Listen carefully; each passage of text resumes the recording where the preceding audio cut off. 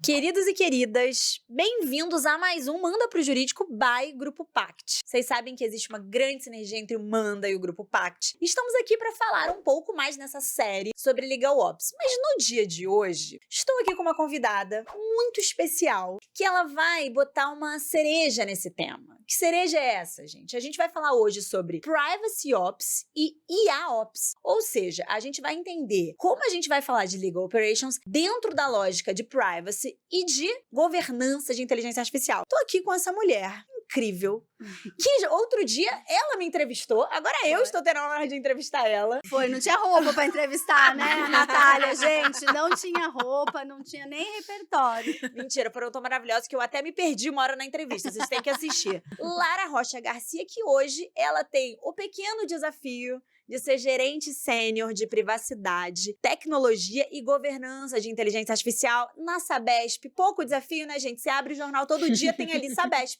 Nem precisa. Ao lado de quem? Nada mais, nada menos do que a Lana, head de comunidade do Grupo Pact, que tá aqui juntinho com a gente. Gente, bem-vindas. Obrigada pelo papo de hoje. Oi, Nath. Oi, Lara. A gente que agradece mais um episódio em parceria, uma parceria de sucesso, com convidados sempre com muito repertório, muito especiais. E hoje um tema que a gente gosta muito de falar aqui, né? Sobre IA, sobre dados, governança. Então vai ser muito bom o papo aqui. Lara, agradecer também a sua disponibilidade de estar com a gente. Eu que agradeço, Natália, Alana, o super convite. Tô mais do que feliz. Eu que sou fãzoca do Manda. Quem diria que eu estaria aqui, né? Eu queria ter trazido um cartaz, sabe? Mãe, tô no Manda, sabe? Muito boa. A Lara, gente, eu até, antes de começar esse episódio, eu até perguntei assim, Lara, como você quer que eu te apresente? Porque a Lara, gente, a gente hoje em dia, o próprio Manda Pro Jurídico, fala há alguns poucos anos sobre privacidade, sobre inteligência artificial. Só que quando o Manda estava engatinhando, a Lara já estava correndo, porque a Lara fala desse tema e ela tem titulações desse tema muito antes dele ser um tema tão comum na nossa vida. Então, assim, eu acho que uma hora é pouco para esse episódio, porque acho que ela tem muita coisa para ensinar pra gente. Mas assim, Lara, vamos pelo começo, contextualizando a nossa audiência. Como é que eu poderia conceituar Privacy Ops e IA Ops? O que é exatamente isso? Como que isso nasce dentro de uma empresa? Perfeito. Olha, acho que a gente pode até fazer uma analogia aí com o próprio Legal Ops, né? E que é uma derivação, um nicho do Legal Ops. Então, o que é o Legal Ops? Eu sei que você já tem vários episódios aqui, mas é só pra gente fazer o ganchinho para não cair de paraquedas, né? Legal Ops nada mais é, com algumas aspas aqui pro nada mais é, porque antes os profissionais falaram tudo, né? Do que você organizar a grande vida do jurídico, né? Então, eu brinco que é olhar o jurídico como se fosse uma fábrica. Então, veja, se a gente pensa que uma fábrica, numa analogia super simplificada aqui, só para fazer sentido, entra a madeira de um lado, passa por uma máquina e sai uma mesa, por exemplo, ou uma cadeira, isso é uma fábrica. Entra matérias-primas, os nossos inputs, acontece um monte de coisas ali de transformação e sai um produto, né? Algo que faça sentido e agregue valor. No jurídico, a mesma coisa. Entram uma série de materiais, então, são processos, são consultas, são pedidos de contratos, são orientações, são mudanças societárias, enfim. Todo aquilo que cai dentro do jurídico, no nosso querido jurídico, acontece uma série de transformações e saem produtos que são importantes e agregam valor para a empresa, né? Ou para um escritório ali que vai entregar para o seu cliente. O Privacy Ops e o IA Ops, eles seguem a mesma lógica, só que eles já têm, diferentemente do Legal Ops, uma base jurídica dogmática, né? Então, o Privacy Ops, ele tem uma lei, a famosa LGPD, que lá no seu artigo 50 e outros, né? Mas só para dar se você quiser fazer uma pesquisa e ver se eu tô falando verdade ou não, lá no artigo 50 ele diz: todo agente de tratamento tem que ter um programa de privacidade. E aí, quando você pensa em programa é um filme, na medida que projeto é uma foto. Então, a projeto, eu tiro uma foto de como está a empresa hoje, faço um projeto e ele chega no final. Então, como eu sempre brinco, o projeto é uma reforma. Você vai reformar a cozinha. E o programa? O programa é sua cozinha funcionando. O programa você tem que lavar a cozinha todo dia, você tem que comprar comida para você transformar, né? Matéria-prima para você transformar em comida todo dia. Você quer fazer ela bonita, aconchegante, tem dia que tá cheia de gente, tem dia que não tá. Tem dia que você precisa de um projeto novo para reformar, tem dia que você precisa trocar a geladeira, tem dia que você faz alguma outra coisa. Então, assim, o programa é muito diferente de um projeto. E aí, quando você pensa que é um programa, na nossa brincadeirinha aqui da geladeira, da nossa cozinha, ele vai ter, nunca vai ter fim, mas ele vai ter que ter uma rotina. Como é que eu opero essa rotina, então? Na medida que eu fiz um projeto de implementação, largaram lá na nossa empresa, né? Porque era assim que funcionava. A LGPD veio, vendeu-se projeto de implementação de LGPD. Isso Só é se verdade. falava disso lá em 2018, 2019, 2020. E aí as empresas entraram, venderam isso e foram embora. E aí? E depois? E o dia seguinte? Então, o Privacy Ops, ele é um Ops, né? Uma operação fundamentada dogmaticamente. Tem lá na LGPD um mínimo que um programa tem que ter. Um mínimo de documentos, um mínimo disso, um mínimo daquilo, periodicidade de uma série de coisas. E ele, alinhado ali com 52 e outros, diz até que se você não tiver, serve como agravante ou atenuante de um processo administrativo, por exemplo, ou de uma situação legal. Então, veja, o Privacy Ops, ele deriva do Legal Ops como uma resposta à necessidade de um programa, ou seja, de uma previsão dogmática, mas que precisa de coisas que não estão na lei. Então, lá diz assim, atendimento aos titulares. Ela tem que ser rápido, tem que ser gratuito, tem que ser em até 15 dias. Tá, mas eu atendo os titulares como? Aí é o Ops, né? Como é que eu viabilizo isso, né? Exato, é um e-mail, é um formulário, é um sistema. Que sistema é esse, né? Não tem um sistema na LGPD que fala, compre o sistema X, Sim. que tá tudo resolvido aí, a gente reconhece que você tá atendendo os titulares. Isso não tá escrito, mas diz assim, atenda os titulares. Então, a gente vai ter que buscar em outras disciplinas para complementar esse Ops que já está previsto dogmaticamente. Então, acho que essa é a curiosidade, que talvez a gente não tenha tido isso no direito antes. Perfeito, Lara, assim, perfeito, engraçado. Quando eu conversei com a Lara, eu falei, Lara, rapidamente, Lara, o que a gente pode falar? Quando ela falou sobre Privacy Ops, eu falei, cara, esse é um tema que, mal ou bem, tá um pouco presente na minha rotina por causa da minha outra skill, gente, de sócia, de escritório, mas a gente nunca tinha falado isso em programa nenhum, nem no grupo, nem junto com o grupo Pact, nem no Manda pro Jurídico, porque a gente fala muito sobre Legal Ops, mas a gente não fala sobre essa perspectiva de privacidade e como o Ops em privacidade é uma condição sine qua non. Sem a parte do Ops, você não consegue efetivar a privacidade dentro das empresas, né? Incrível isso. Exatamente. E eu acho que a gente não fala tanto dentro do Legal Ops, porque o Privacy, né? E aí também a IA, a gente já entra nela, acabei falando mais do Privacy, porque o Privacy tem a LGPD. E a gente ainda não tem uma legislação tão específica, mas a gente já fala sobre ela e como eles entram em consonância ali, né? Mas o que eu acho interessante aqui é que o Privacy, ele não é, no que a gente encontra aí no mercado, uma exclusividade do jurídico. Você encontra Privacy, sim, no jurídico, onde eu estou hoje, mas você encontra Privacy separado do jurídico. Sim. Você encontra Privacy, às vezes, dentro de tecnologia. E eu já encontrei Privacy em vários outros lugares um pouco menos, vamos dizer assim, comuns. Por exemplo, dentro do RH. Caramba! Nossa, mas o que a privacidade vai fazer dentro do RH? Se você pegar uma empresa de outsourcing, de recolocação, de etc., o negócio da empresa são pessoas e são dados pessoais. Então, o RH, ali, ele deixa de ser uma área meio para ser uma área fim. Quando, às vezes, o negócio, a área fim é isso, a privacidade pode estar lá, dentro da área fim. E também já peguei dentro do marketing, também pelo mesmo motivo.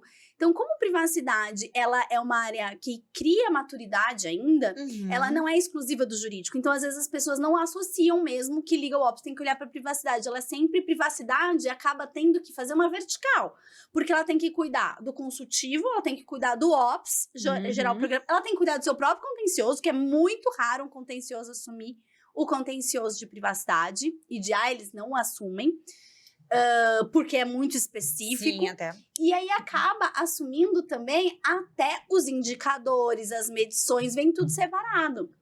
Então, é uma vertical, que tudo que o jurídico faz, o Privacy faz, só que nichado, com recorte, né? E a Ops? E a Ops, olha só, e a Ops, né, aqui no Brasil a gente não tem uma legislação super forte, tem o PL, tem o 2021, que já é mais antigo, mais recente, 2338, com os seus anexos ali, que eu falo, que são os relatórios das comissões, mas a gente não veio falar tanto sobre isso, é só para lembrar desse pequeno detalhe. Na Europa, a gente tem o AI Act já firmado, assinado, e ele veio com a mesma característica da GDPR, né? Qual que era a principal característica? Ele entrou em ondas em vigor. Não era uma coisa assim, ó, a lei tá valendo, entra em vigor, tipo, o ano que vem, né, no próximo ano útil ou no próximo dia útil, mas sim em ondas. Então, ele teve uma vacácio de 2 anos, né, na Europa. Depois ele teve novas ondas ali de consolidação. No Brasil também, nem vou entrar na grande discussão de entra, não entra LGPD em vigor e tal. Depois suspende as sanções administrativas, depois entra, depois vem a NPD, quer dizer, é uma implantação. O AI Act, eles tentaram fazer um pouco mais organizado. Então, ele tem vários marcos. Primeiro as IAs inaceitáveis, depois isso, depois aquilo outro. Por quê? Por causa da operacionalização. Não é possível você operacionalizar tudo que o AI Act exige da noite para o dia, como não é possível operacionalizar o privacy. Então, ele já nasce com característica de operacionalização quando ele reconhece que você precisa ter etapas. E ter etapas é entender, eu preciso de um projeto e depois eu vou fazer fases. Então, olha só que legal, a gente tem leis agora que elas já reconhecem passo a passo para ser feitas. Tá? Então, aqui no Brasil vai acontecer a mesma coisa. E que passos são esses, né? Primeiro, um diagnóstico. Eu tenho que entender o que tá acontecendo. E ela já vem com carinha de consultoria. Então, a primeira coisa que você vai fazer, né? Então, a primeira coisa que você vai fazer é rodar suas áreas e entender quem tá fazendo IA. Porque a visão da alta liderança é taca IA em tudo, né? Tudo que você puder, vai. E aí, você vai entender o que as áreas estão fazendo. Depois que você entende isso, né, é um inventário. Literalmente, seu estoque. Né, o que estão fazendo, o que não estão fazendo. Na sequência, você precisa entender quais são os riscos que a empresa tem. E aí, esses riscos, né, são divididos, na lógica do AI Act, em 4. Inaceitável ou proibido, alto, médio e limitado. Nossa, por que você separou tão assim forte, né? Eu falei de um jeito enfático. Porque o inaceitável, ou como o próprio nome diz, não rola. Esse daí você vai ter que parar e cessar imediatamente. Mas o alto é permitido pela lei. É possível tomar risco alto em inteligência artificial e tá previsto lá quais são. Por quê? Desde que você tenha uma governança. E aí o Ops, ele se torna a condição sine qua non para sua IA existir dentro da empresa. Sim. Então, se você tiver um sistema de governanças com freios e contrapesos, com riscos identificados, com plano de mitigação, com medidas até de auditoria, de verificação, etc., periodicidade clara, tomada de decisão em colegiado, etc., pode ir.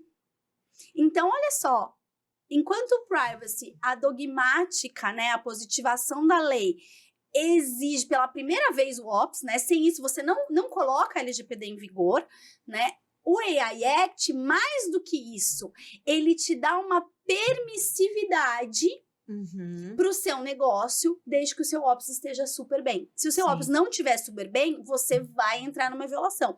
Mas se o seu Ops já tiver estabelecido, o alto te dá muito mais possibilidade de seguir. Então, eu vejo agora, e eu sou apaixonada por esse tema, porque eu tenho vontade de falar para todo mundo que, assim, galera do negócio, a IA, por mais que a gente tenha uma série de discussões, acho que o tema não é esse, não vou adentrar, né, nas discussões legislativas, etc., mas sob a ótica do negócio, cara, se eu sou CEO de uma empresa, a primeira coisa que eu faço é ter uma bela de uma governança de IA, porque ela vai me dar segurança jurídica para arriscar mais alto. Entendeu? O que for limitado já é limitado, tá tranquilo, a gente estabelece lá. O que for médio entra nessa zona cinzenta que a gente tem que trabalhar. Agora, aquilo que geralmente as pessoas querem fazer, não, mas isso aqui é arriscado, mas eu vejo como um oceano azul, como uma questão de inovação. O que vai te organizar? Não é o contencioso. É a governança. É o Ops, é o AI Ops. É interessante que esses 2 temas que a gente tá falando, né, Alana, tanto privacy quanto IA, e aí a Lara falou brilhantemente, privacy a gente já tem uma lei para se respaldar. IA, hoje a gente ainda tem aquilo que a gente chama juridicamente de legislação dispersa, né? Você não tem um regramento tão claro. Sim.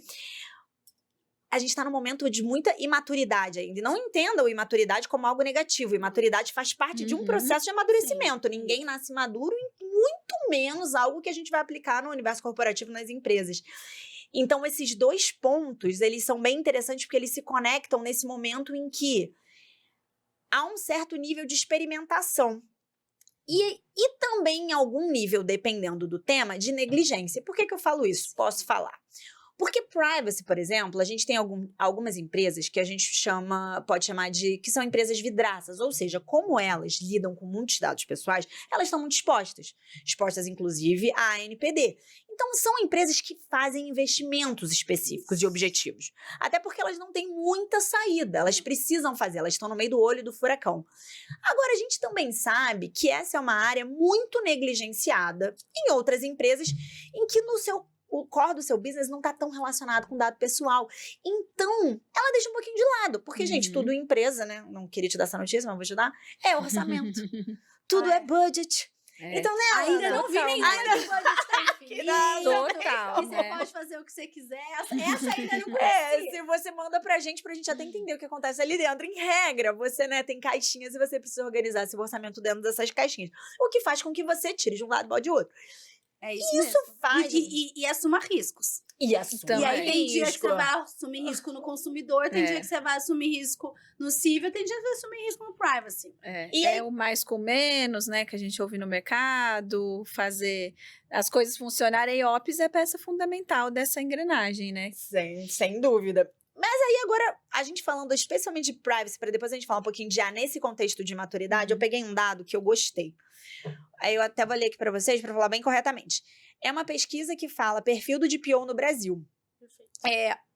Essa pesquisa mostra que só 27% dos DPOs atuam com exclusividade na função. A maioria tem times de no máximo 5 pessoas e 70% das grandes empresas investem menos de R$600 mil por ano em privacidade, versus 7 milhões de dólares que são investidos globalmente. Isso é um parâmetro para a gente entender. Isso é um retrato que corrobora um pouco com o que a gente está dizendo. E aí, Lara, eu queria entender de você, por que você acha que a gente caminha nesse lugar? Você acha que é porque a ANPD não tem um papel hoje em dia ainda tão abrangente? Ou você acha que essa é uma área que ainda vai ganhar um nível de maturidade até que todas as empresas, todo mundo corporativo vá dar mais holofote? Eu acho que aqui tem vários recortes, né, que a gente pode fazer. Nada na vida tem uma única resposta. E sei que isso também é uma pergunta que todo mundo quer falar. Então, acho que a gente pode fazer alguns recortes aqui, tá? O primeiro recorte, eu acho que é natural de um processo de maturidade. Veja, o Código de Defesa de Consumidor, que é lá da década de 90, ele já tem mais de 30 anos, ou seja, ele já é um adulto pleno. Ele já é um adulto pleno, eu diria, né? Ele ainda não é respeitado. Em uma série de empresas, né? Assim, com certeza, se você fizer a mesma pesquisa, quantas daquelas levam em consideração e tem um time especializado só para Código de Defesa do Consumidor e são empresas B2C, né? Bem ali ou seja, no core. Tenho certeza que também não vai dar 100%. Então, eu acho que o 100% é uma falácia, porque eu tenho certeza que não é 100% das empresas que respeitam, acho que nem o Código Penal, nem o Código Civil, e aí estamos aí nesse processo de maturidade entre uma série de coisas. Então, olhar para o 100% é o mundo ideal? É o que a gente quer? É o que a lei busca? É o que a gente enxerga lá fora, as pessoas correndo atrás? É o que vai acontecer tão cedo? Não. Né? Sejamos aqui bastante claros. Então, acho que tem uma questão aqui que, se nem outras coisas, que tem mais tempo que dirá a nossa lei, que tem aí 7 aninhos de vida, 5 de vigência, que vai ter, pro mundo do direito, é um bebê. Então, naturalmente, como eu digo, né, bebê nasce, engatinha, anda e depois corre. Então, a gente tá lá engatinhando e também tá construindo esse emaranhado, que a NPD tá aí fervendo com uma série de situações, mas tem um emaranhado ainda para construir. Então, acho que esse é o primeiro ponto, né? O segundo ponto tem a questão da regulação, né? A ANPD, só para relembrar, né? A LGPD, ela foi promulgada, né? Publicada em 2018, ela entrou em vigor em 2020, a ANPD foi criada em 2021, ali entre dezembro e janeiro de 2021, toma posse em 2021, no meio de uma pandemia, né? Que confundiu o mundo todo.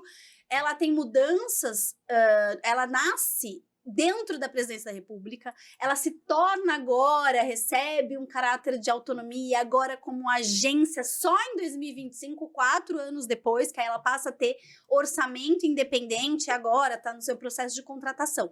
Então, é uma agência... E aí que divide opiniões, a gente fez muito, a gente fez pouco, independente dessa situação, que efetivamente não aplicou grandes multas ainda. De forma objetiva, isso ainda não aconteceu. O que, agora, a gente que está aqui por trás, a gente enxerga ela ter já 6 mil processos em andamento, não publicizados. Mas por que ninguém sabe isso? Porque a publicização é uma sanção dentro da LGPD. Então, eles entendem que se a empresa ainda está respondendo o processo, está em fiscalização, está caminhando, você tornar público é quase como se eu já estivesse sancionando antes mesmo de ter discutido. Mas existem 6 mil, ela já publicou isso, 6 mil rodando lá dentro. Isso, os números, ela tem agora trabalhado bastante com esse BI. Então, isso acaba assustando, mas que 6 mil são esses. Que 6 mil empresas são essas, né? Da onde tem? Então tem bastante gente ali, né? Além das vidraças, tem gente ali nos seus processos, né? Mas sim, de forma numérica, Lara, cita um grande número, como aconteceu na GDPR, por exemplo, que a gente tem multa de 50 milhões, 500 mil, 600 mil, 700 mil e assim por diante. A gente ainda não tem no Brasil. Mas a NPD não é a única que regula. Né? Agora, além de autoridade, é uma agência, né? Mudou o nome. A gente tem ali o Bacen. Então, para quem é regulado pelo Bacen, tem bastante coisa que pede dados pessoais, né? Não é a autoridade, a agência específica, mas para quem trabalha com isso sabe que tem uma união muito grande, tem resolução conjunta, tem uma série de outras situações que impactam fortemente e que o Ops de privacidade atende ao Bacen. E o AI Ops, tá? Já respondi questões do Bacen formulário de mais de 100 questões só sobre IA. Caramba. Do AI Ops. Então, às vezes, as pessoas olham só para a NPD, mas a gente esquece que tem uma série de outros reguladores. Então, o Bacen é um exemplo clássico. A ANS, gente, em dados pessoais, porque são sensíveis, é pesada também. A Arcesp também tem. E várias outras. Dei 3 exemplos aqui, mas a gente pode entrar vários outros. Então, o time de Privacy Ops e de AI Ops, eles acabam sendo um suporte, tendo como seu cliente interno o próprio legal ou regulatório da empresa, que vem e demanda. Olha, que o Bacen tá vindo fazer. Você pode fazer? Então, em vez de atender a área de negócio, eu atendo também o próprio regulatório para atender essa outra especificidade ali para além da regulação. Então, tem esse ponto que isso acontece, mas que eu falo, a NPD não mordeu, mas o Bacen já? A Anatel, recentemente, inclusive, acabou de montar uma empresa em R$500 mil, R$500 mil, por uso indevido de dado pessoal. A Anatel. Caramba. Tá? E aí, assim, recebemos isso. Quem foi responder? O time de privacy da empresa. Que foi acionado para responder uma coisa que era da Anatel. Em tese, é uma grande visão dentro de governança, né? Então, acho que tem esse aspecto. O outro aspecto ali, que eu também acho que isso acontece, é montar uma estrutura. Tudo que pede dinheiro, como você mesmo falou, o legal tinha isso aqui, né? Uma pizza, que era dividida entre as várias áreas. De repente, chegou mais alguém para comer um pedaço da pizza. Quem perde o pedaço?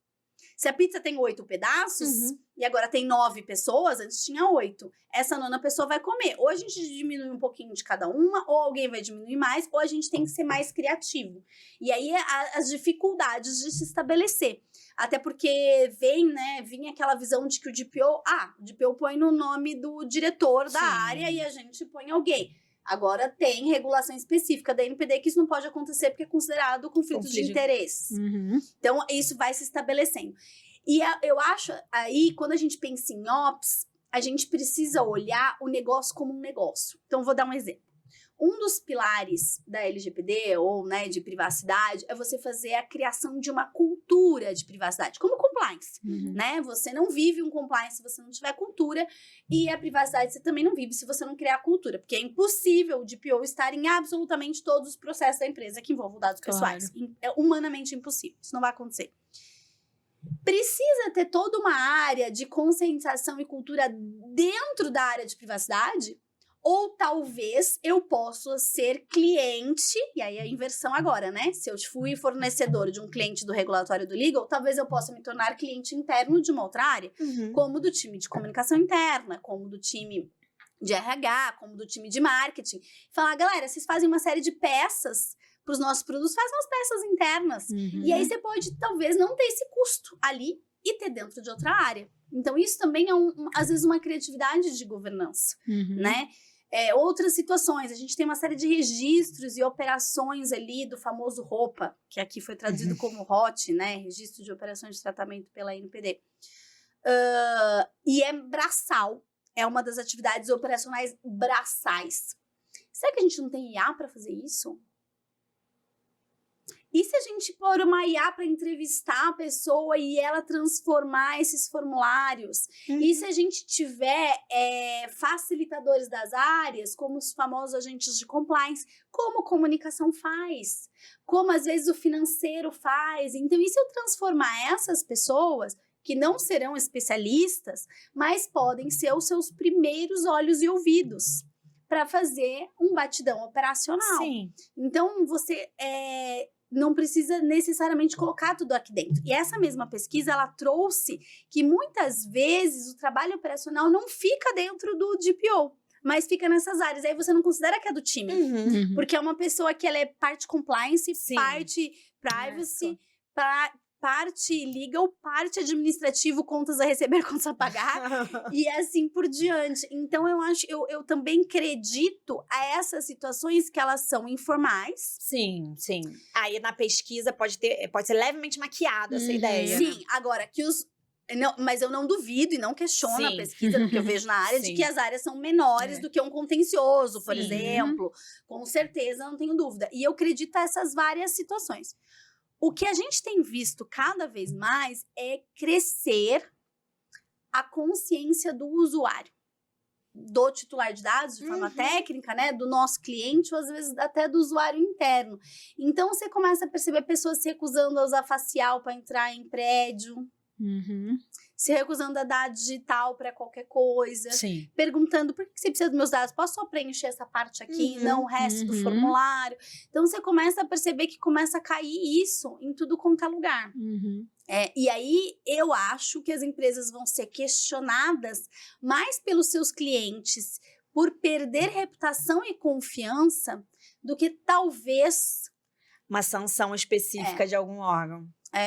Ou por esse conjunto aí probatório, sabe? Assim, talvez a NPD não veio, mas aí veio o Bacen, veio o Arces, veio a ANS, veio o meu cliente que não para de perguntar, que não para de pedir, e veio o judiciário. Você sabia que 70% das decisões que citam LGPD, elas são trabalhistas? Olha só. A gente às vezes olharia que é consumidor, mas não, elas estão no trabalhista. Então, em primeira esfera, ela está no civil, a maior parte está no civil, depois reduz na segunda instância, e no trabalhista é o contrário. Ela é pequena na primeira instância, mas a segunda instância desce para reformar a sentença, para desativar a prova, para você descredibilizar a testemunha, para você excluir documentos que contêm dados pessoais que não deveriam estar lá, né? Então, a gente começa a perceber o contencioso sendo também um dos nossos clientes internos de privacy. Porque fala assim, e agora citou isso aqui, como que eu defendo da maneira correta? Porque está fora do trabalhista. Está dentro de privacidade, e aí a gente acaba oferecendo subsídios ali para isso, né? Então, hoje eu tenho várias questões e vejo ali, e eu já vi isso crescendo da época que eu era de PO as a Service, isso faz bastante tempo, assim, mais 5 anos. Esse crescente no judiciário começando bem pequenininho, né, 5 anos atrás, mas o contencioso falando, mas e aí, o que a gente responde aqui agora? Falo, gente, responde certo. Se vocês não responderem certo, vocês vão perder o processo aí. A gente tem jurisprudência já que perde o processo não por CLT ou por outras questões trabalhistas, mas por LGPD. Aí a gente entra, quando a gente pensa em amadurecimento de área dentro da empresa, né? Você tem 2 eventuais barreiras. Uma é o orçamento, que sempre vai ser uma barreira. E você também tem uma questão cultural. Só que aí a questão cultural, ela é reformada por diversos vetores de pressão. E aí eles podem ver desde agências até aspectos culturais e reputacionais. Eu acho aspectos reputacionais muito relevantes. Eu vejo muitas empresas, assim, agora como clientes, muitas empresas preocupadíssimas com isso. E vem também esse aspecto que você citou que eu achei muito relevante também, que é a LGPD sendo citado como instrumento no judiciário, outro instrumento de pressão e de força. Então, você vai criando, o orçamento naturalmente ele vai aumentando, porque culturalmente você vai começando a ver a importância daquilo, né? Isso. E aí a gente pensa... E você pode diluir isso, entendeu? Então, Sim, por diluir isso entre as exemplo... áreas, não pesar pra nenhum dado Exatamente. jurídico, né? Não precisa ficar tudo nazista. Você sabe que eu defendo bastante, né? É difícil de implementar, né? Pensando em maturidade, privacidade é sempre um modelo de maturidade. Existem muitos. Sim. As autoridades europeias, elas liberam modelos de maturidade. E a minha dica é, cola em TI e segurança da informação, porque eles são mais antigos e geralmente eles trabalham com modelo de maturidade. E ali é um jeito de você unir 2 orçamentos. O seu e o deles. Né? Porque eles vão precisar subir a maturidade de segurança da informação, de uso de sistemas, etc. E eles não conseguem se privacidade e governança de IA não estiverem lá. Se esses pilares, eles não entrarem, eles ficam mancos. E aí, para subir o deles, você tem que subir o seu. Então, você pode atuar muito em conjunto. Fica a dica, tá? Eu gostei desse negócio de dica. Vamos lá pra dica pra quem... Dica é bom, né? Pra quem trabalha com privacidade e aí como a gente falou aqui, como a Lara falou brilhantemente, você tem ali como uma condição sine qua non operacionalizar a privacidade, mas está sem grana, a empresa não é o core do business, né? Não tem ninguém ali no pé dela. Mas hoje em dia a gente lida com várias ferramentas que podem dar eficiência e automação. Sim. Tem alguma aí que você acha que seja uma boa indicação? Não necessariamente uma empresa específica, mas uma forma de trazer automação para esse tipo de trabalho. Olha, eu acho que há dessa, tipo, Copilot ou o ChatGPT Enterprise, para quem tem, e outras, elas ajudam bastante na medida que você pode desenvolver agentes para fazer a famosa entrevista de mapeamento e registro de operações. Aquilo ali dá para fazer com IA, tá? Dá para fazer. Sim. Por experiência própria, dá para fazer. Eu acho que você pode usar. E eu acho que mais de ferramental, né? Isso eu falei aqui numa esfera operacional. Eu gosto muito de um ferramental estratégico para você se conectar com a alta liderança. Porque o orçamento... Resultado, né? Exatamente. Então, onde você contribui? Puxa vida, se você está ajudando o time de segurança da informação a aumentar a maturidade, você vai colocar como um resultado seu. Você contribui para isso. Então, como que eles entregam para alta liderança? Você entrega junto. Outro ponto, se você está contribuindo com o time do contencioso, quantas horas você está gastando o seu time de privacidade, que às vezes eles gastariam horas com o escritório, e você consegue entregar como eficiência. Outros pontos ali, né? Pega o planejamento estratégico da empresa. Eu não sei, cada empresa é de uma maneira. Pode ser um balanço de scorecard, né? Pode ser por OKRs, pode ser por missão, visão, propósito. E desça como privacidade contribui para aquilo ali. Outro score que você também amarra em termos de ferramenta é o ISD.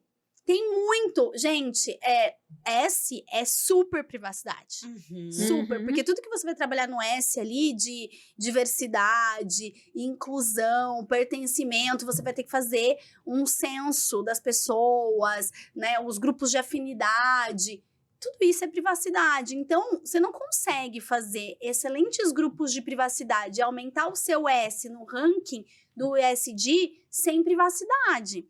Então, amarra a estratégia da empresa em como você contribui em cada pedacinho, né? Porque senão você não vai conseguir. G é a mesma coisa, né? IA, o tal do taca IA em tudo. Galera, se eu não conseguir te falar se isso é proibido, alto, médio ou limitado, e quais são os graus, né? Ou as necessidades, ou as medidas mitigatórias de governança, essa IA pode ser proibida daqui a 1 ano.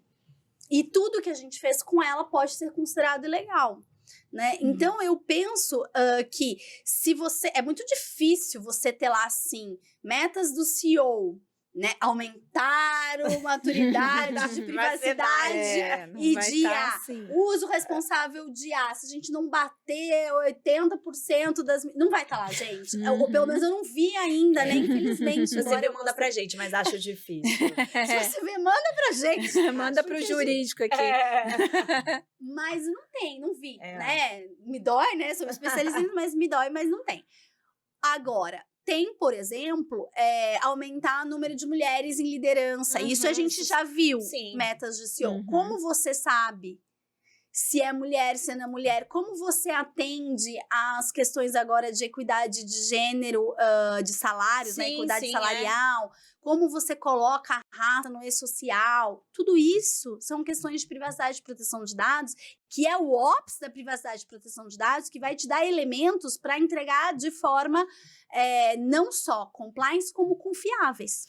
Cara, é bem legal isso, né, Alana? Muito Porque bom. quando você pensa como o universo jurídico tem amadurecido.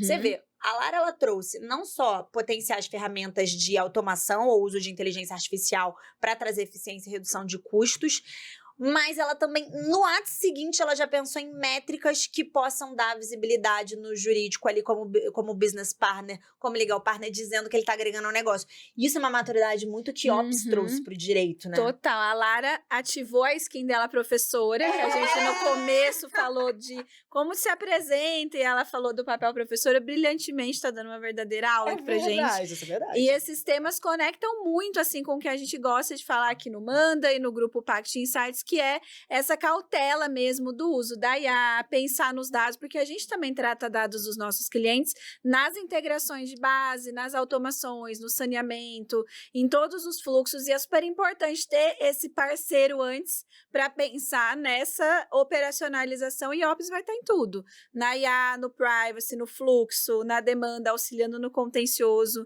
E aí, puxando, você deu várias dicas práticas aqui, falou de métricas, que dados, métricas é algo que a gente gosta muito de trazer aqui. Qual que é a principal integração da tua área de privacy, a Ops, com outras áreas do negócio? Porque a gente fala em Ops como multidisciplinariedade, né? Sim. Tanto de perfil quanto de áreas. Então, quais outras áreas você vê assim na sua prática que você precisa convencer, puxar para o seu lado, além da área de TI que você já mencionou, que vão ser peças fundamentais também para essa estrutura ficar mais sólida? Perfeito. Olha, sempre vai depender do negócio da empresa, porque cada indústria vai ter suas peculiaridades. Mas fazendo um paretão aqui, né?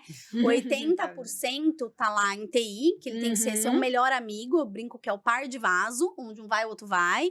Então, assim, se você vai fazer treinamento, convida seus amiguinhos de TI, de SI, porque o dia que eles forem fazer, você vai também. Mas eu recomendo fortemente RH, agente de gestão, porque um dos titulares de dados é o próprio colaborador. E quando o colaborador não confia na empresa, é muito grave. Aí ele não consegue nem dizer se ele é LGBT, ele se sente desconfortável em falar sobre raça, sobre gênero, sobre questões ali, sobre gravidez, sobre doenças, sobre qualquer questão mais sensível. Então, o RH precisa ser trazido muito de perto, e o RH, né, ou gente de gestão aí, dependendo da cultura e da governança, tinha uma mania que era muito comum, tá? Pra quem tá no mundo corporativo há 20 anos, RH, vocês sabem que vocês moram no meu coração, e vocês sabem o que eu vou falar agora. Eles mandavam planilha pra tudo quanto é lado. Então, é assim, eu preciso saber o custo da minha área. Aí vai pra diretora, gerente, sei lá quem, a planilha com o nome de todo mundo, a matrícula de todo mundo, a CPF de todo mundo, o salário de todo mundo, o compensation anual, né? Então, salário, bônus, férias, último afastamento. Gente, se você cai aquilo ali, você sabe até qual é o afastamento que a pessoa teve, entendeu? Nos últimos anos. E aí, não, vem aí, porque daí você soma, e aí vira e fala assim, eu vou te mandar a base toda, isso eu já peguei muitas vezes, porque daí você filtra e faz as macros que você precisa. Cara, não preciso da base inteira, né? Isso é meme, né? Meme, o estagiário sem querer mandou a folha de pagamento pra todo mundo da empresa. Vocês já viram esse meme? Esse meme é super comum. Mas assim, a minha pergunta é, e, gente, eu odeio culpar o estagiário, até porque eu sou professora, muitos estagiários são os meus alunos. Eles vão se espelhar nas suas falas. Mas o ponto que eu quero dizer é assim, será que essa pessoa nesse meme deveria ter minimamente acesso? Talvez ela não devesse nem ter acesso a essa planilha toda para fazer isso. Então, isso já é uma violação. Então, o RH cola neles. o marketing barra comunicação, barra relações institucionais, barra relações governamentais, né? Ali às vezes é uma só, às vezes são 4, dependendo do negócio, mas ali é muito, porque essas pessoas precisam dos leads, eles querem colocar cookies em tudo, eles precisam entender comportamento do usuário, porque a vida deles é melhorar produto a partir de comportamento. E aí, de repente, do nada, eu brinco, do nadaço, aparece o DPO lá, falando assim, não, comportamento é arriscado, você não vai saber. É quase que não é muito mais que um banho de água fria, porque é quase você dizer pra pessoa, tudo que você aprendeu na faculdade, você estudou, que é unidados para perfilar, para entender comportamento, para aplicar em produtos, acabou. Ele não vai aceitar isso, porque nem o CEO vai aceitar isso. Então, assim, ou a CEO, né? O que você tem que fazer é entender o que ele precisa, como ele precisa e como fazer. Então, se você não tiver com TI, com RH, com marketing, barra comunicação, barra relações institucionais, barra relações governamentais, public affairs ali, blá, blá, você não vai andar na empresa. Você não vai entregar valor. Porque aí daí do resto, você vai ficar discutindo só cláusula de... Não que cláusulas contratuais não sejam importantes. Mas não é só isso o trabalho, né? É você entender o estratégico, o tático e o operacional. Você vai ter medidas operacionais e você sempre vai ter. Não existe área que não tenha. Mas você vem para o estratégico caminhando nessas layers. Ou então você vai ficar separado no operacional. E esse, para mim, é um dos motivos que muitas empresas perdem orçamento. Porque elas não conseguem enxergar para além do operacional. Aí elas não geram valor. Exato. Agora, a gente não pode perder a oportunidade, Alana, de falar. A Lara também, no chapéu dela, também tem a parte de gerência sênior de A na Sabesp, que deve ser um super desafio. E eu sempre... Primeiro que não são todas as empresas que têm esse chapéu. Isso já é um nível de sofisticação. E eu queria muito te perguntar, Lara, uma coisa que eu vejo muitas pesquisas, até porque eu mando para o jurídico, ele me obriga num ponto positivo de estar sempre olhando todas as pesquisas sobre como é que está o resultado de implementação de tecnologia, automação e inteligência artificial nas empresas. Mas eu tenho visto alguns dados, não produzidos no Brasil, mas produzidos fora, dizendo que o que você mesmo falou, você tem uma alta liderança muito entusiasmada, querendo gerar eficiência para todos os lados, em todas as áreas, mas em contrapartida eu vejo alguns estudos que demonstram que tem muito projeto dando errado. Sim. Tem muito projeto que implementa tecnologia ou automação, que a automação já é muito utilizado, mas e aí pegando o gancho de inteligência artificial mesmo, e não tá dando certo. Tem uma pesquisa aqui que eu trouxe do MIT, que ela diz que 95% dos pilotos de IA generativa estão falhando. E isso, assim, não necessariamente que seja grave, porque a gente também tá num período de maturidade. Mas isso é uma indicação. Será que tá todo mundo enlouquecido por esse hype, querendo enfiar IA em tudo quanto é canto? Vou botar IA pra conversar com meu marido à noite, pra eu não me cansar. Ou você acha que a gente vai chegar num momento em que vai retroceder, e que a gente necessariamente vai retroceder? Como é que tá sendo sua experiência e a sua visão de mercado? Acho que para além dessa BESP, né, vou falar de outros projetos, assim, de uma experiência mais ampla, não específica, né? O que eu vejo, assim, falando, repito, sobre uma lógica mais de mercado, e até especificamente sobre essa pesquisa, é que é o seguinte.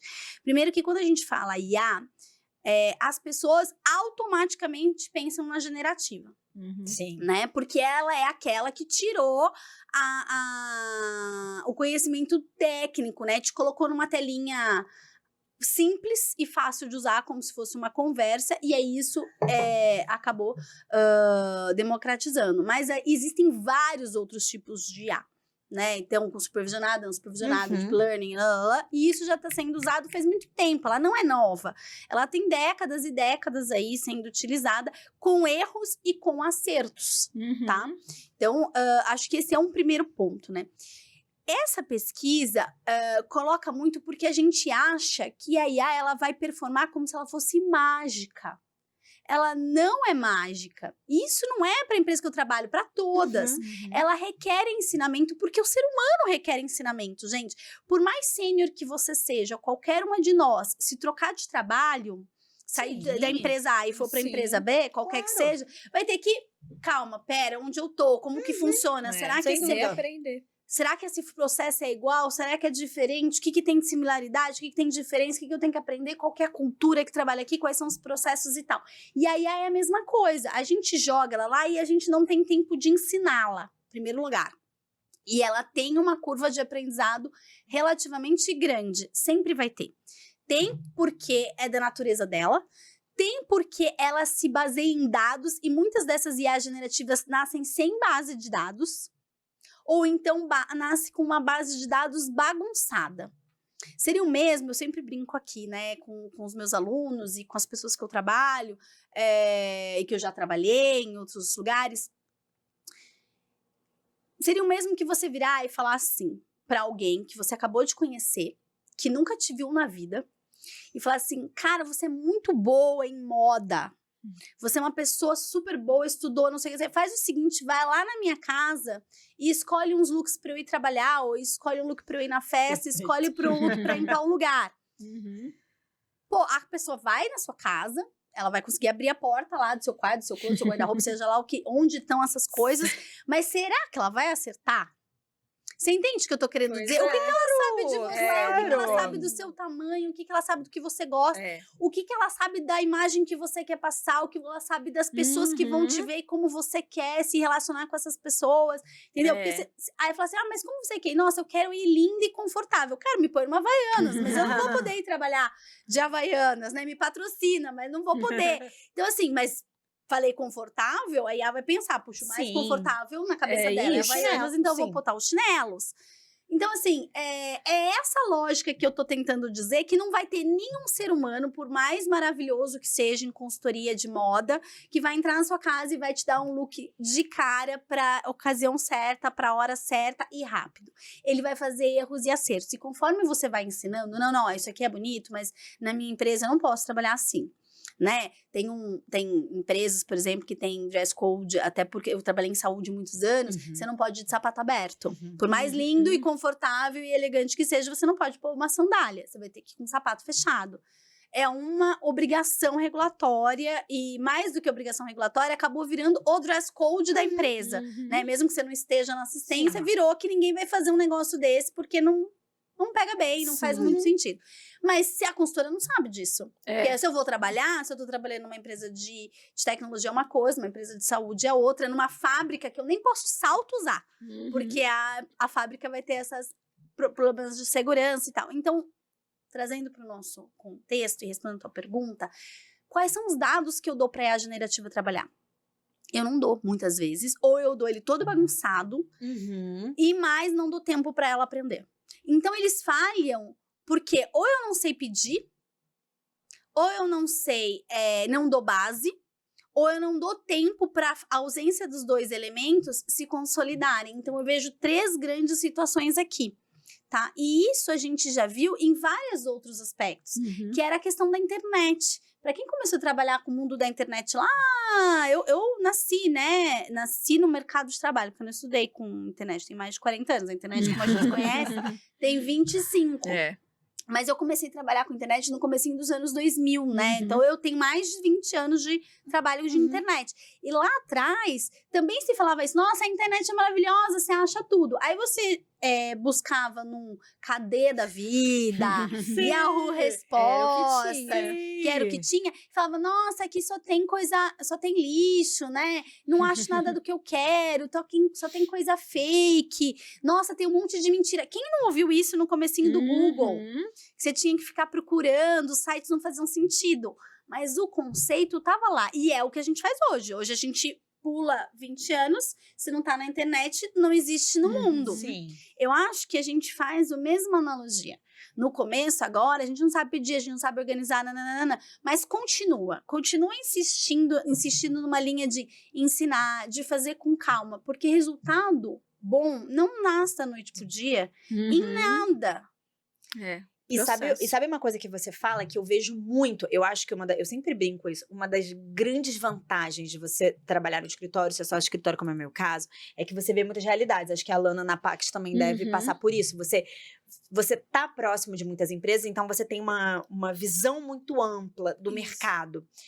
E uma coisa que para mim é o ponto central do que você falou, Lara, quase como uma complementação, é que essa imaturidade para você conseguir desenvolver um projeto de IA, seja generativo ou não, que seja efetivo, ele está num ponto anterior, que é uma curadoria de dados e de informação que as próprias empresas não têm.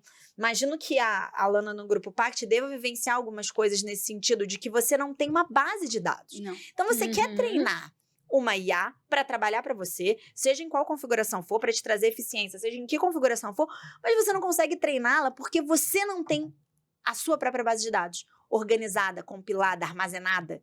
Então, a gente tem um ponto primitivo, né? Que é muitas vezes um certo nível de falta de organização e até mesmo de uma maturidade das empresas. A gente usa muito o termo maturidade, mas é que eu acho que ele define bem esse programa. De entender o quanto isso é importante. Quer ver, ó? Deixa eu te dar um exemplo que acho que fica claro para quem é do jurídico. Imagina o seguinte, que você vira para uma pessoa e fala assim, analisa esse contrato para mim.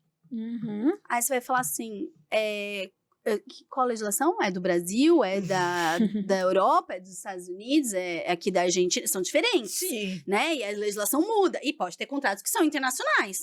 Muitos são, né? Para quem trabalha em multinacional aí. Então, assim, primeiro, qual legislação você quer? Segundo, qual é o apetite de risco da empresa? Porque tem empresa que é bastante zero apetite de risco, então eu vou travar qualquer coisa. E tem empresa que fala assim, cara, o valor é baixo, manda bala, não tem problema.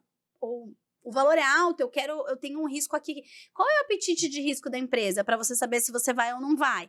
Né? Terceiro, como eu entrego isso? Como eu demonstro isso? Me cabe sugerir a mudança ou só dizer, não aceito? A negociação ou é a assunção de risco? Então, se minimamente, para analisar um contrato, eu dei 3 exemplos, e certamente, né, para um especialista de contrato seriam muito mais, mas é só para trazer uma realidade do legal mais clara, imagina o que a IA não pergunta. Então, você fala assim, faz uma apresentação, mas de quê? De que lei? Da onde? É do Brasil? Não é? É para diretora? Não é? É para ensinar a base? É para... Do que você tá falando? Aí ela faz uma coisa lá, aí fala, não prestou. Cara, mas... O que você orientou, né? Como é que você delimitou? Como é que você estruturou isso, né? E uma coisa muito relevante também desse ponto que eu vejo, Lara, e eu acho que eu queria até que você falasse um pouquinho disso, é que quando a gente está falando de a aplicação ou utilização de IA na empresas, e quando a gente está falando de IAOps, e quando a gente também está falando de governança de IA, parece que não, mas a gente está falando de temas em que as pessoas são muito pouco letradas, né? Você mesmo na sua resposta anterior, você falou, quando a gente fala em IA, a gente fala muito IA generativa, mas existem diversos tipos. Tem um conceito também que é o de letramento de IA, que ele é fundamental. Porque eu já brinquei isso em até alguns programas do Manda. É que, graças a Deus, o Manda me oportuniza estudar sobre esses temas, então eu tô com bastante afinidade. Você fala de IA, pelo menos há pouquinho tempo atrás, e parecia que a gente tá falando de um grande ente que cobria todas as nossas cabeças, e ninguém sabia o que era. IA é tecnologia, né? não é tecnologia, o que ela faz? Uma coisa, a gente tem dificuldades tão básicas, hoje eu percebo, a gente quer falar de temas tão robustos, quando a gente tem dificuldades muito básicas de compreensão. E aí eu não tô falando, subjugando absolutamente ninguém. Estou falando de uma realidade que também faz parte da minha realidade, que se eu não correr atrás, eu também não vou saber do que eu tô falando. Que a gente quer uma coisa gigante, mas a gente não sabe o mínimo, né? Ou não sabe pedir. Entendeu? Assim, ou não sabe pedir. E assim, a gente já tem vídeos, né? E filmes, né? Wall-E e outros, que tinha sempre aquele oráculo, né? Até tem um livro excelente, excepcional. Minha dica aqui pra vocês chama Super Inteligência, do Nick Bostrom. Ele tem em português, Super Intelligence em inglês, né? Mas ele já tá traduzido pro português. O Nick Bostrom é um engenheiro e ele classifica os tipos de inteligência artificial sob a ótica do seu uso. Então tem o oráculo, tem o gênio, tem o específico. A gente sempre enxergou a IA como um oráculo e um gênio. Daquilo que você pergunta tudo e vai sair a resposta do universo, né? Qual que é o princípio da vida e assim por diante. Só que quando ela te dá uma resposta que você não gosta, independente se ela está certa ou errada, você não gosta, você rechaça. Então não à toa que as IAs generativas tem usado esse departamento, né, de resposta para ser muito mais gostada do que acertada. E o comportamento muda muito, né? Por exemplo, para quem nós aqui, né, que não estudamos na escola com o Google, eu era daqui ia na biblioteca tirar livro, Sim. tirar Eu xerox. estudei com a Barça, Com a gente. base, exatamente. CD, né? Com os É. conteúdos gravados. Exatamente, essa fase. exatamente. Eu também. Os meus alunos, recentemente, eles já não usavam mais Google. Eles pesquisam ou na generativa Ou no TikTok. ou no TikTok. Eu sou Gen Z, tá? Eu só uso generativa e TikTok. Entendeu? Ela Então, olha só, moderna. o Google que era visto como... E aí não tô falando da empresa, tô falando da tecnologia, tá? Sim, uma ferramenta de busca. De busca, né? Ela passa a ser outras coisas. Então, o oráculo, ele serve para buscar também, né? E como é que eu vou amaciar e resolver esse problema? Então, na minha ótica de empresa... Quando alguém fala, vou colocar IA, a primeira pergunta, e isso vem do programa de privacidade, é qual é a finalidade ou por que você precisa fazer isso? Porque dependendo do que você precisa fazer isso, é um tipo de dado que você vai entregar e dependendo é outro tipo de dado que você vai entregar. A gente tem cases aí, né, que falam que usa o dado errado, por isso muitas vezes que ele sai o AI Ops junto com privacidade. Mas se você não souber responder por quê, se a sua resposta do porquê, da finalidade for já que eu tô fazendo isso, então faz aquilo, porque eu preciso demitir tantas pessoas, então eu vou colocar IA, né? Essa é a fala considerada do mal, cruel, né? E às vezes as pessoas, porque eu preciso de eficiência operacional. O ponto aqui, independente de substituir ou não substituir, como que você enxerga o que essa pessoa faz, qual é a habilidade que ela põe na mesa, qual é a experiência e onde ela consulta. Eles esquecem de perguntar isso. Então, se você vai substituir, se é isso que se você quer, tô pensando aí no cenário mais dolorido que as pessoas mais falam, né? Olha pelo menos isso. Sim. Como é que a gente traz isso? E mais, quem vai treinar quando aquilo der errado? Eu vou precisar dessa pessoa para dizer isso aqui tá errado, isso aqui tá certo.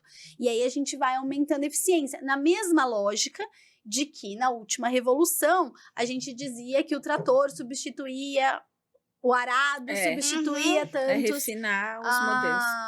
A prensa, né, mais atrás, enfim, a questão das indústrias substituir uma série de trabalhadores. Hoje o que a gente vê é um monte de gente mais qualificado para dominar a máquina.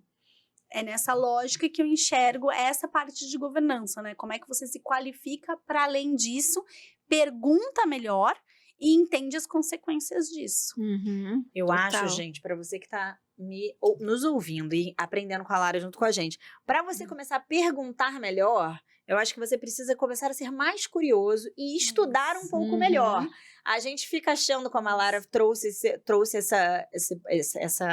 essa escalonamento do livro, a gente acha que a IA ela é um grande oráculo e que ela pode fazer com que a gente pare de pensar, mas aí tá o grande problema, né? Aí a gente começa a gerar o grande problema. Agora, esse episódio tá tão bom, gente. Mas tá eles... bom, mas chega ao se fim. encaminhando para o final. Cara, esses temas, Momento sem brincadeira nenhuma, assim, Alana e Lara, muito obrigada, porque eles são temas muito ricos. E eles têm uma Sim, pertinência foi prática, ótimo. porque o que acontece também, acho que vocês devem perceber isso. Tem temas, privacidade, IA, que você fala deles e às vezes você se descola da prática, da realidade, porque de fato é possível se descolar e às vezes se descolar é muito bom e é um exercício importante. Mas, já que a gente fala tanto disso, é super importante aterrar isso, trazer para aspectos práticos, porque aí você que está assistindo a gente, que em regra é um público qualificado, que é um público que tem interlocução jurídica, ou que trabalha com privacidade, trabalha com IA, ainda que não seja propriamente do jurídico, o que é até melhor em algum aspecto tá assistindo a gente, é aterrar, né? E aí, com isso, eu queria pegar para vocês aqui a pergunta final. Pergunta difícil, mas uma pergunta final, dado que temos mais esse tempinho final. Lara, como é que você faria para... E aí, só restringindo, falando de governança de IA. Você tem uma empresa com grau de maturidade baixo para médio, quais seriam as dicas que você daria para esse gestor? Como é que ele poderia começar essa implementação? Começar a implementação, para mim, são 2 aspectos, né? Tem a via operacional e a via estratégica. Pela via operacional, é entender o que a sua empresa já faz. Gente, certamente tem alguém já usando IA em qualquer empresa. Não tem a menor chance. Generativa ou não generativa. Então, bata nas áreas e comece a perguntar o que você tem, o que você não tem, o que você já faz, você usa isso, não usa isso, como que você quer usar. Né? Isso é bem operacional. Isso é o tal do inventário, o estoque do que está acontecendo. A parte mais estratégica é entender da alta liderança como a gente quer se posicionar. Porque existem empresas que querem ser protagonistas. O que é empresa protagonista? Eu quero ser reconhecida como uma empresa super master blaster inovadora e que usa IA. AI first. Exatamente. Tem gente que quer isso. Sim. Isso é legal? Reputacionalmente, do ponto de vista de marketing, etc. E isso tem um custo. Porque você ser o protagonista ou o primeiro é aquele que vai abrir a picada no meio do mato. Sim. Então, encontra o bicho, tem que ter mais força, tem gente que mora no meio do caminho, enfim, fazendo uma analogia com o bandeirante, tá? Tem Bem empresa, e eu fui consultora de tecnologia por anos, né? Por mais de 7 anos. E quando eu perguntava alta liderança, eu já recebi respostas que lá atrás não faziam sentido. Hoje, pra mim, é o máximo, por isso que eu repito. Diz assim, eu não quero ser o primeiro, mas eu quero ser o segundo. Por que quer ser o segundo? Eu vou entrar na onda do primeiro, porque uma parte da picada já foi feita. Sim. Então, eu tô na cola do primeiro, mas eu não vou passar ele. Eu não quero passar. Então, vai ter momentos que eu vou recuar pra deixar o primeiro andar um pouquinho mais. E aí, eu vou na sequência. Tem gente pra mim que diz assim, eu só vou quando tiver 100% seguro. Porque eu não vou arriscar a reputação dos não sei quantos anos que eu já construí. Porque se eu triscar, isso aqui é um custo muito alto pra mim. Então, eu não vou ser no primeiro, na segunda, no terceiro, eu vou estar lá assim, pra baixo, andando quando eu tiver segurança. Porque aí, gente, é entender qual estratégia você vai tocar. E aí, quando você encontrar, e o tático é pra onde a gente quer ir, quais são as nossas maiores dores. Porque ao identificar as nossas maiores dores, aí a gente pode sugerir, a minha maior dor é fabril, a minha maior dor é professional services, né, ali a área meio, a minha maior dor é logística. Qual que é a maior dor? Porque se eu não tiver uma dor, gente, não adianta, é igual reformar a casa, você pode achar aquele sofá lindo, se aquele outro estiver funcionando, você não vai gastar uma fortuna. Agora, quebra a geladeira pra você ver se não sai correndo. Entendeu o que eu quero dizer? Qual é a dor da empresa? Então, aí você olha alta liderança, estratégico, tático e operacional. Quando você tiver essas 3 visões, aí você traça o teu caminho. Porque você vai conseguir saber, por exemplo, no AI Ops que a gente estava brincando aqui, né? Se você conseguir ter uma dor muito alta, que vai atender com um risco alto, talvez o custo de governança a tua empresa não queira, porque se ela responder que ela não quer estar em primeiro lugar. Porque, olha, nós teremos vidraça aqui. Qual é o apetite de risco da empresa? Quer? Então, vamos lá. Isso vai ter custo, isso vai ter organização, isso vai ter energia, isso vai ter tempo. Mas eu tenho uma dor e eu tenho uma estratégia de posicionamento da empresa. Vamos em frente. Agora, se a empresa vem e me responde, não quero estar em primeiro lugar, não é o meu grande foco de estratégia, essa dor é alta e vai me dar um risco alto, talvez eu diga, será que a gente não pode reduzir essa dor para tirar do alto e ir para um médio? Porque a empresa não tá com cara de que ela tá afim de comprar as consequências desse caminho. E aí sim você começa a implementar. Então, repetindo, 3 passos. Operacional, roda a empresa e vai entendendo quem já faz, quem não faz, o que não faz, um mapeamento ali do que tá rolando. Isso é bem operacional. Estratégico, como a gente quer se posicionar frente à IA? O que a empresa quer? Apetite de risco, não é? Planejamento estratégico, balanço scorecard, o que tá lá, não tá lá? Às vezes tem empresa que tá no planejamento estratégico, né? Utilizar, enfim, tem gente que não tá. Então, olha se você vai fazer isso. E taticamente, os custos das dores que eu quero comprar. Por onde eu quero resolver, qual é a dor, qual é o problema, qual é a oportunidade que eu tenho para resolver primeiro. Junta essas 3 coisas, aí você começa a implementar. Porque senão você vai sair, se você não tiver a visão da alta liderança, você vai se matar mapeando e vai entregar um programa super legal que não vai ter orçamento para nada. Se você mapear só as dores, você não sabe quem estão seus aliados aqui na operação para fazer isso acontecer. Né? E se você mapear só o estratégico, vira uma coisa fofa, né? De você falar assim, é isso, aí te entrega um monte de score, um monte de tudo, mas você não consegue chegar na operação. Aquela pessoa que tá lá, né, super antenada, hard user, fazendo um monte de coisa, não cola na estratégia com você. Maravilhoso. Tivemos uma aula aqui, né? Isso tem que virar Total, corte, do tá, começo ao gente? fim. Mas assim, temos uma aula, mas sabe aquele curso? Dá pra economizar já. Já, Aqui, ó. muitos insights, muitas dicas.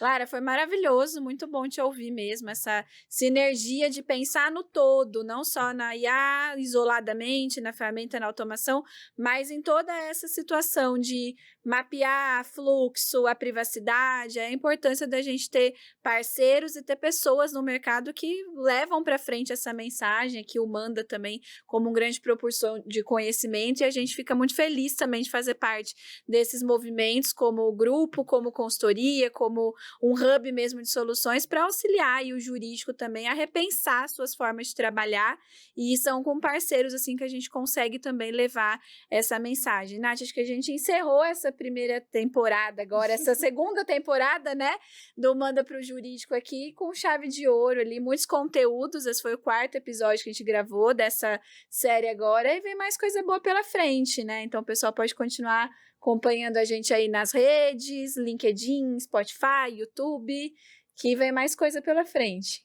Gente, vem muito mais coisa pela frente, porque como vocês entenderam até um pouco de toda essa série e também desse programa, o objetivo é trazer informação e o que a gente tem de mais relevante acontecendo no mundo corporativo, nos aspectos jurídicos aqui no Brasil, mas com aspectos práticos. Trazendo, tangibilizando um pouco pra gente conseguir entender de que forma a gente pode aplicar isso dentro da nossa carreira, estrategicamente. Claro, estudando um pouco mais, aprendendo um pouco mais, se é um podcast, a ideia não é esgotar o tema, mas é tangibilizar para vocês temas que às vezes ficam numa grande nuvem. Lara e Alana, muito obrigada. Queridos, vocês já sabem, né? Para qualquer dúvida, você manda pro Jurídico, pro Grupo Pact, para a Lara Rocha. É muita gente para mandar. Beijos e até a próxima série. Até, gente. Tchau, Obrigada. gente. Obrigada.